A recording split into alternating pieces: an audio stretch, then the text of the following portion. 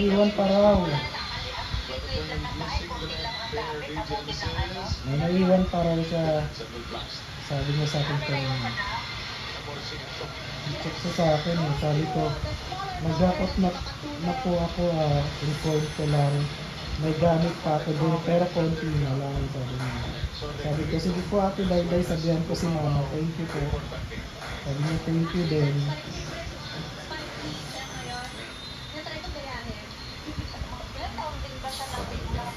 Five. 5 years. 4 years pala kasi 2021. 2021, di ba? Umalis sila kayo ng 2021.